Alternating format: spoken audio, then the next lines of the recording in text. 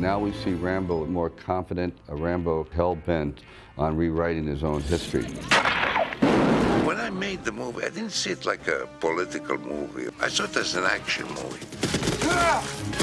In the 80s, the bad guy was the Russian, the good guy was the American, and it just was a natural progression of the story. Now he gets a chance, which is something that a lot of people don't in life. It's redemption. Mission recon for POWs in Nam. You interested? Yeah. Rambo has taken on a very strange connotation. Anybody who behaves badly is Rambo, whereas that's just the opposite of the way the character was created. He's not been the aggressor. He's going after the aggressors. I'm coming to get you. You're not expendable. I'll be at a gas station filling up my car, and some guy will come along and go, "You're not expendable, Rambo." Sir, do we get to win this time?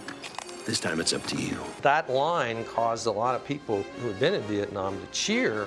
So I think we captured again that moment in history where people wanted to win the Vietnam War all over again.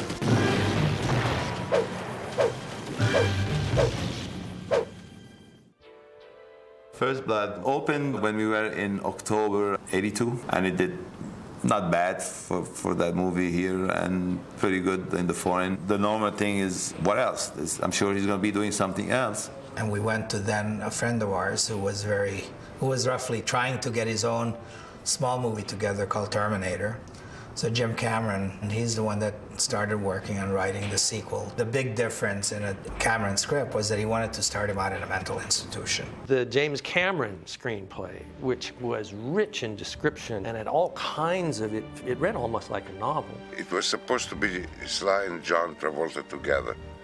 But then, I don't know, it was a decision made by the producers, how it ended up. We were thinking about buddies, but we felt ultimately that this was the single white male, you know? Between Sly, Cameron, and everybody, the idea was to go and rescue prisoners of wars in Vietnam. I always felt that they did exist, but how can we make this entertaining and deal with it, quote, in a Rambo fashion, that people that served in the military would be given kind of this cathartic, even though it's somewhat fanciful scenario where Rambo would go in there and basically do it on his own terms. The idea being that it was the politicians, those rotten bastards, if only they had stayed out of it, we could have won in Vietnam. In '72, we were supposed to pay the Kong $4.5 billion in war reparations.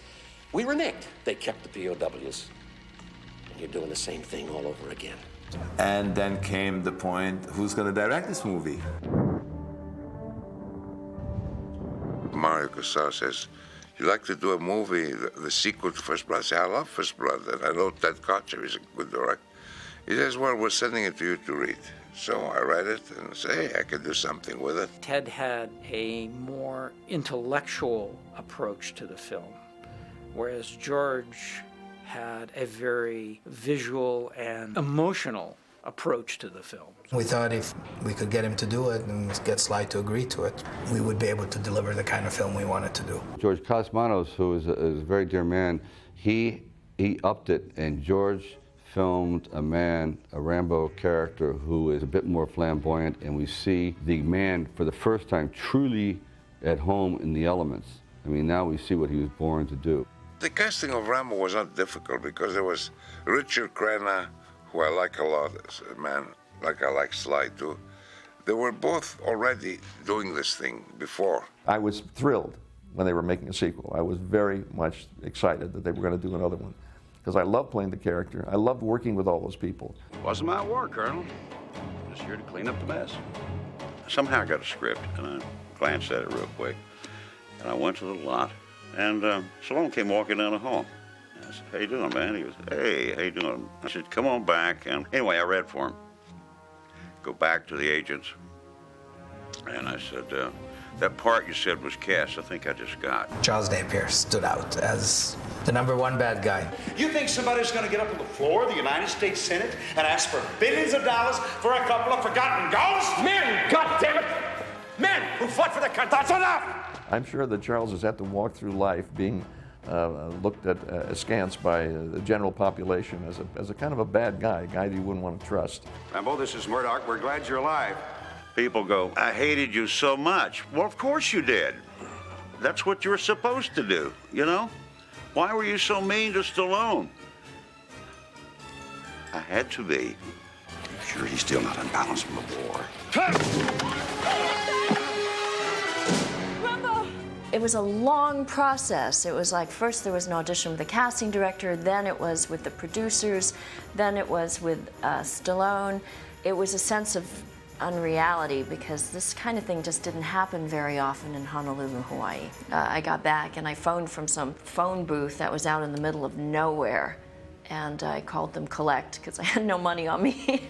And they told me, well, how would I like to go to Acapulco for 13 weeks? I wish I did it in Thailand, actually. My first choice for me personally was in Thailand. We went up to Chiang Mai, northern Thailand, and it was beautiful and stunning, but so difficult to work up in those jungles, you know? So somebody says, why don't we go to Mexico? So we all went to Mexico to look. I said, Acapulco says has good jungles. I look, I said, how can Acapulco have good jungles? It's all nightclubs, you know? So right into behind Acapulco on the beach, it's all jungles. So like half an hour from the hotel, you find everything.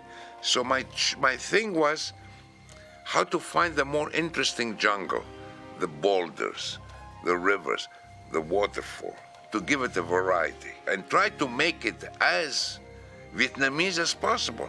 We even built a rice paddy and started growing rice to have it ready for the film, because to give it the idea that you're in Asia.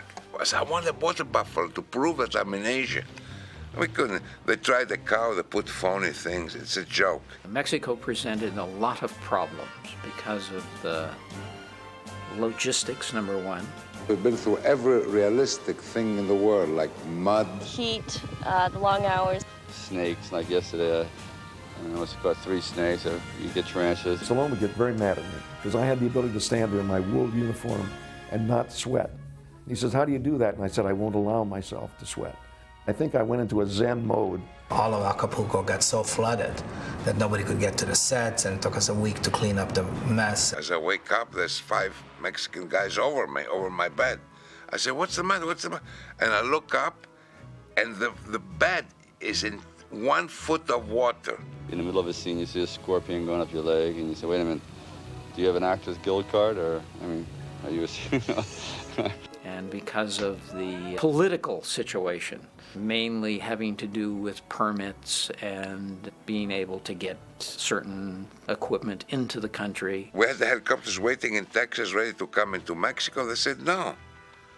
So we had to grease a lot of palms and things to bring these bloody helicopters in. We're using a Mexican Air Force hangar, and there's a captain there, and he said, the general wants you to have a drink with him and Mr. Stallone. I explained to him that we can't do that today because we're filming right now, and Mr. Stallone isn't here. And he said, no, you must go now, or we won't have no more electricity.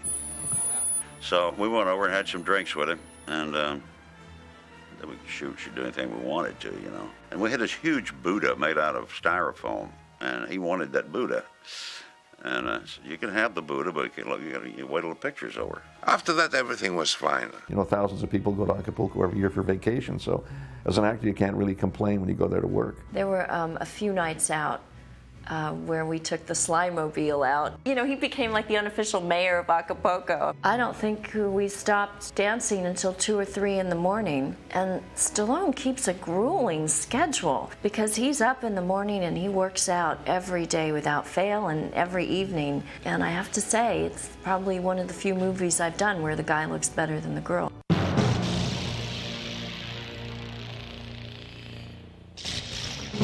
When I first met him, he probably weighed 185 pounds. That guy remolded his entire body. I've never seen anybody do that.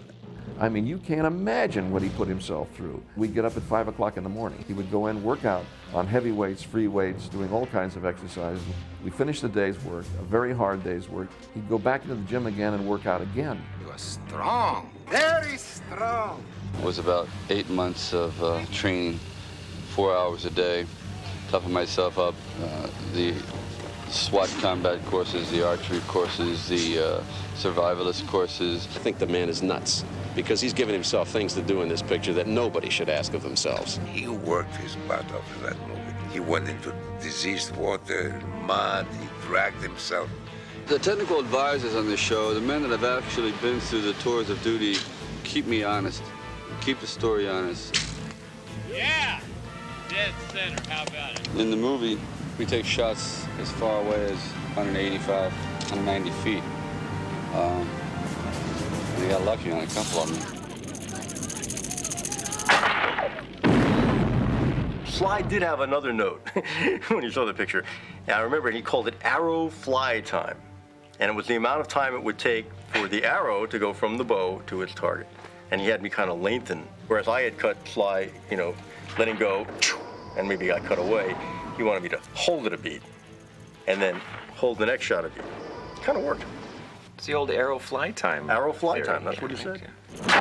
They're both very good editors. But the only thing, I like to smoke a cigar now and then, and he hates smoke. So I had a problem, I had to leave the room and all that.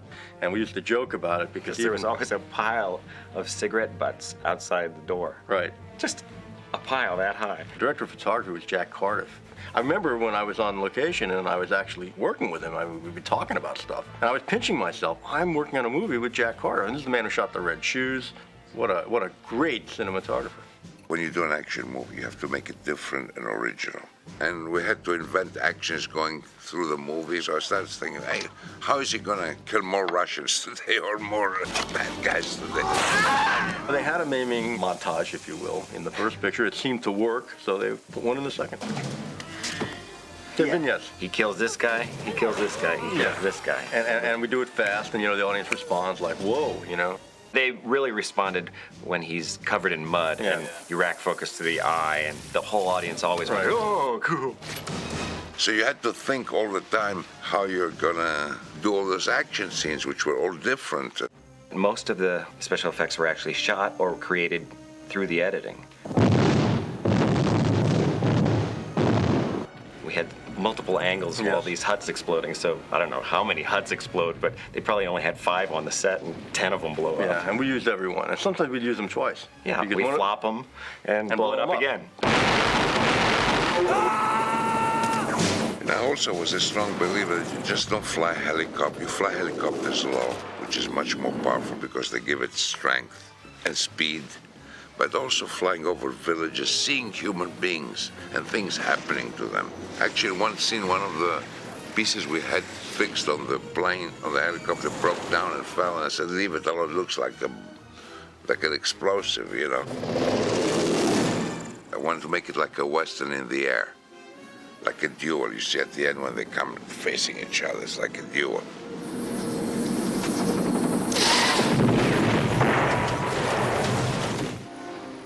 Safe for now. Stallone, he wrote this little, like a small love story, which I think makes him much more vulnerable, and that's very important.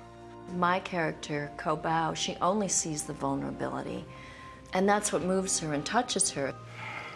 You take me with you?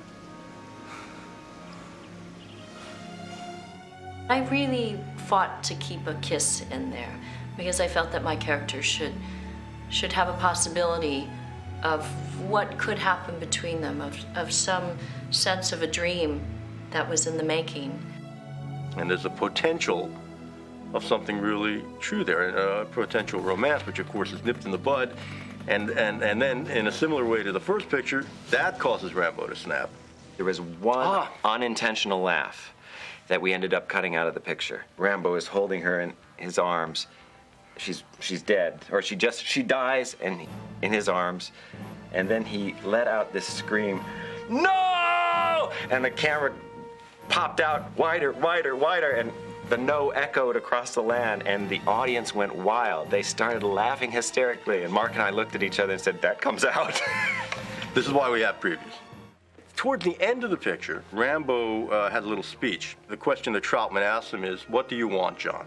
There were quite a few takes. I mean, there might have been 12 takes on it. And then what had happened is that Sly answered this little monologue in very different ways. in very different emotional ways. So you could play it any way you wanted, from being very vulnerable and breaking down into tears to being very powerful and holding in his emotions, but actually being more angry towards the fact that the POWs weren't acknowledged and cared about. And we went through a great deal of back and forth on which take was actually the most effective. And Sly came in, and we were able to whittle it down and go back and forth until we found something that everyone was happy with. And Sly had very strong opinions about that. I want what they want. And every other guy who came over here and spilt his guts and gave everything he had wants for our country to love us as much as we love it. That's what I want. Sylvester Stallone is back as Rambo, First Blood, Part 2. The premiere, Rambo 2, Hollywood Boulevard. I don't remember whether I got to ride in a limo or not. I hope I did. We went in and instant hit. And everything, the movie flowing and people were yelling and cheering and whatnot. It was frightening. The theaters were packed. There were big lines. And we went around to the different theaters in town. They were still going nuts. And I began getting phone calls from strangers saying to me, I just saw the movie and I had to talk to somebody and I know you wrote the book and isn't it great? It's just such a wonderful, I mean, the adrenaline level was high. One day Andy calls me there and says, God, it's doing incredible. You won't believe it. I said, what? Everywhere. It crossed the board, actually. Japan, it was a huge hit. Southeast Asia was great. Australia, Germany. It made something like $26 million in 5 days, I believe. First Blood did about 57 million, the domestic box office, and it did about 70-something foreign. Rambo did 150 here and did over 200 and something foreign. In today's standards, it's about 700 million, so not bad. Everybody stole from Rambo, you know. Really. They did the Russian Rambo with a blonde Russian actor. I don't remember now very well. It's years ago, but I know they did that. People copied it the way the action was choreographed, doing the bullets falling on the ground in slow motion and all that. The audience got so into it that they would start cheering after every killing. And of course, this was the Reagan era, so I guess it was appropriate, but it was wild. The idea that Rambo was a violent film, I never got that. It was a war movie. It was not like gratuitous violence. In other words, it was one man with a weapon, another man with a weapon, both professional soldiers. Inevitably, one is going to die. They always come down on Stallone for some reason. They did on the Rambo pictures. They don't come down critically on Schwarzenegger, on Chuck Norris. They don't come down on the other people who make action films for the violence and the bloodshed in them. The word Rambo is now in the American dictionary, and it's there for the wrong reason. On my tombstone, it would say, here lies David Morrell, who invented a word whom few understood. Actually, I have a photograph that was sent by Reagan, where he stands in his jogging outfit. He's holding up a thing that says Rambo is a Republican. The Rambo character became kind of symbolic as an individual who rises against oppression and will take matters into his own hands. We sort of tend to follow the flock, and Rambo's the kind of guy that gets up there and says, no, that's wrong, and I want to do it my way. Glad you made it! I said, I wish one day I'd make a movie that people jump in the aisles. And my wish came true. Mission accomplished.